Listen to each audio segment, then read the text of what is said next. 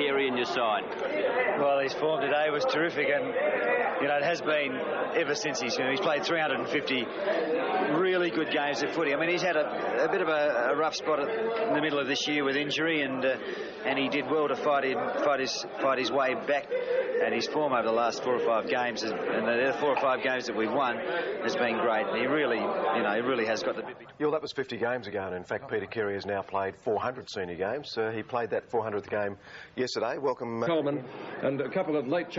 Matthew's sitting on Peter's knee, and young Justin is sitting on David's knee. Welcome to all three of you. Now we can tell who Justin barracks for because he's got the appropriate hat. And of course it's well known around town who Matthew barracks for, so we won't ask Matthew about that again. But who went to which game yesterday? Who saw Dad play his 400th? Me.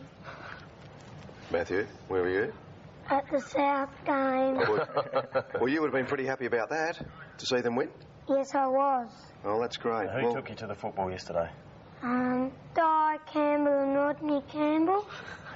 Yeah, well, of course Rodney plays for South, and Matthew's hero is as well known as Rick Davies. What we're going to do now very quickly is just have a look at Peter Carey in 1977. I don't think he's changed very much. It's going to be Carey and Dexter Kennedy. West Adelaide have got to do something to get back in this game. Ravlic claimed by Carey, can't get rid of the ball, and a bounce. West Adelaide looking for the big men to fire them. Their little fella's doing all the work at the moment. It's Gurney up against Carey. Carey the tap, Hodgman through, Glenelg forward. Plenty of penetration. Carey, McInerney.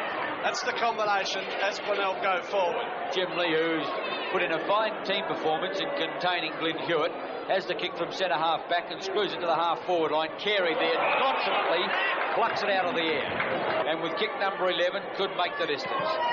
Nonchalantly blazes away with a 60-metre kick, and it's just touched right on the last line for one. Oh, I thought that came off the hand. Well, the goal umpire in perfect position to see it. Certainly some archival material there. In fact, Footy Park wasn't even finished up there at the southern end. Peter, you've had some highlights and I suppose a couple of lowlights. Perhaps the low light first, the 1984 year. The way that ended would have been a bit upsetting for you. Oh, it's very frustrating. I really feel that I let the side down. Whether the decision was right or wrong, I wasn't out there, and I should have been a part of it. Yeah, well, we don't want to remind you too much about it, but I think we've got a bit of action here. There's Peter Carey. He couldn't get boot to ball. Hearn goes down, and that's a push in the back. Oh, they're in it again. Kidney's down there. He caught one. In goes Alan Stringer. They're coming from everywhere at the moment. Down goes Motlop. He got hit pretty hard. Whack! I tell you what, there's a couple of big ones thrown in there. Peter, they're idiots, because the umpires are standing there. All they'll be doing is going for their books and taking names, and they'll all get a visit to the league on Monday or Tuesday night. Yeah, well, Peter Carey did get a visit for attempting to strike, in fact, and it was one of those situations where the tribunal gave him 2 matches, and of course that didn't enable Peter to play in the 1984 grand final. But you played in the 85 grand final, Peter, and no doubt that would have been, I guess, the highlight of your career. And we've certainly got some, I think we've got some highlights of that, haven't we? The 1985 grand final. We haven't. That would be a highlight, though, Peter, as captain? Probably, the biggest highlight of my career. The fact that I was captain and the fact that it took so long to achieve, it was certainly a huge thrill when I did get there. Well, we'll hear what you said on that particular day in 1985. Pleasure to call upon Peter Carey to come and accept the Thomas Seymour Hill Cup for the Premiership of 1985. Peter Carey.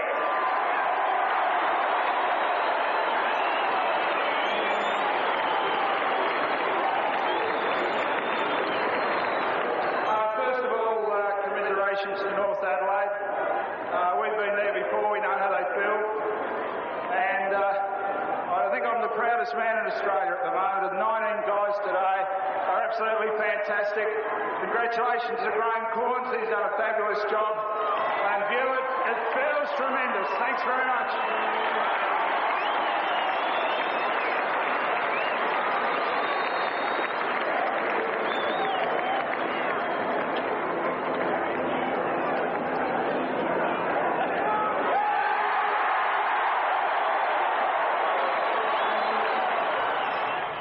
Peter, I think that your wife Linda, who's been very supportive of you, obviously throughout your career, she left the ground. She couldn't stay there in the dying moments of the game. Yeah, that's right. In the last quarter, she hardly watched any of it. It was just too much for her.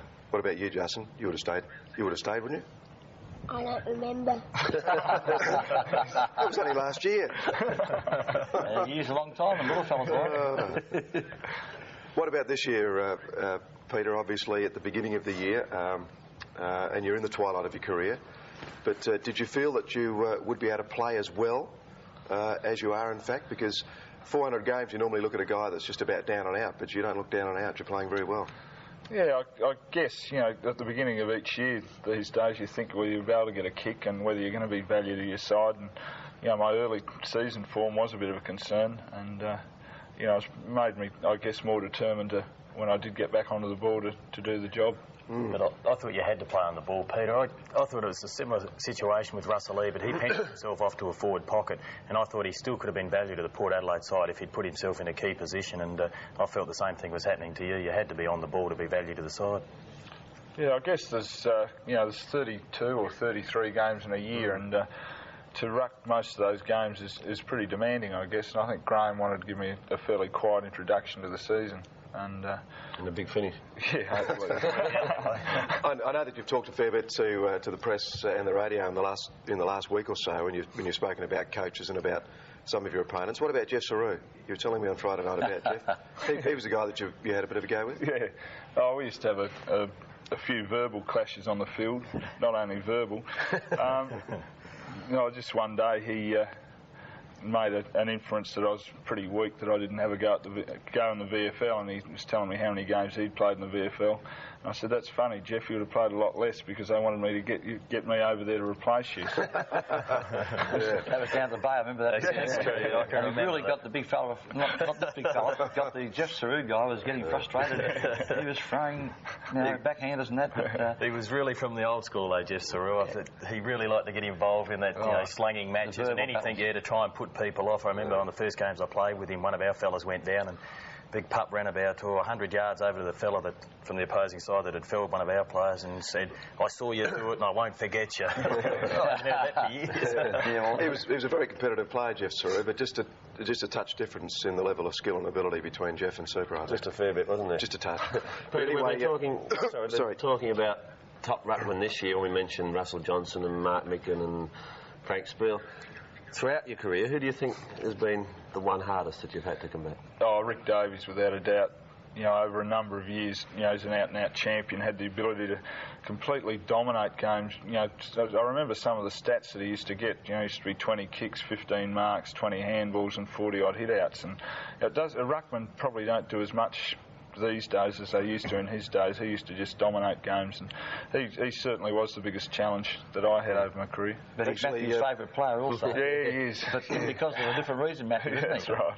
Actually, what we're going to do, Graham, with Matthew, because we, as commentators, we have a lot of trouble when we give scores during the games to work out the points.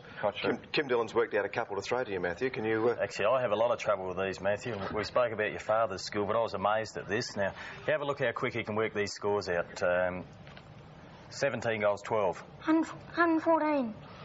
13 goals, 10. 88.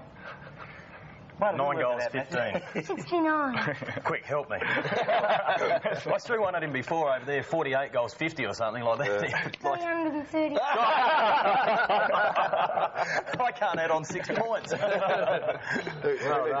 Who needs a computer? I tell you, you've got a job with Channel 7 now. You can come with David McKay and myself every week. Matthew, that really is fantastic. Give me one more, please. Well, that really is fantastic. We'll just give you one more. 21 goals, 14. 140. That's right. I think. Unbelievable. I can't even work it out. 126 that is dead right. That's 140, which is fantastic. And how about a cheer for Matthew? Because that's brilliant. Well done, mate. I was pursuing the point. Matthew likes Rick Davies for a different reason to the fact he was a great ruckman. What's your reason, Matthew? Because he was a goal kicker. Yeah. And you like goal kickers? Yes. Right. What's his record number of goals, do you know? I know it's over 100. Yeah. 151. Yeah. Kim's trying to give him a prompt. Well, we caught him out on something. No, well, that's not adding up, though. Hey, thanks, Super, for coming in, and also for bringing Matthew and Justin in. It's really fantastic, and I must say I'm really amazed at Matthew's quickness of mind and able to work those points out. That's really brilliant. Just to take us out on this segment, Peter Carey did play his 400th yesterday, and the Port Adelaide players joined in congratulating him as he left the field.